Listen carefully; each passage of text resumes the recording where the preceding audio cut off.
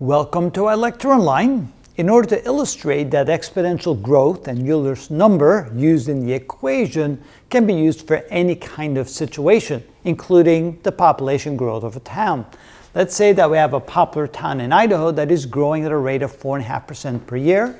If the current population is 20,000, what will be the population in 20 years if this rate of growth continues? All right. The equation looks exactly the same, so let's write down the equation. The amount that we end up with after a certain amount of time is equal to the initial amount that we start with times e to the r times t. So that equation looks exactly the same regardless what we use it for. So in this case, the amount after t has reached 20 years is equal to the current population of 20,000 times e raised to the r. Now r will be 4.5%, and of course that needs to be converted to a decimal, so it's 0.045 multiplied times t in years, which is 20.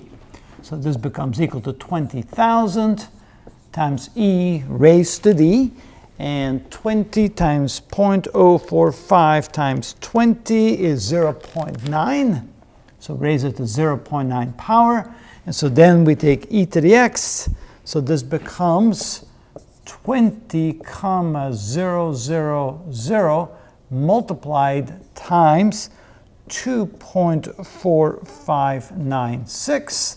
And so we multiply it times 20,000, we get 49,192. So you can see that is quite a growth, that the town will grow from 20,000 to a population of almost 50,000 in the next 20 years if the current rate of growth continues.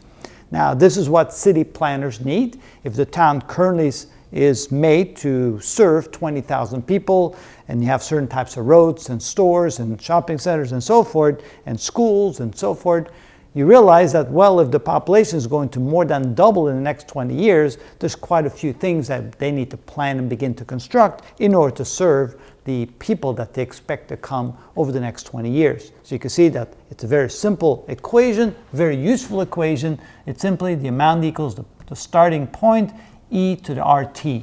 Rate and time is all you need, and there goes the result. That is how it's done.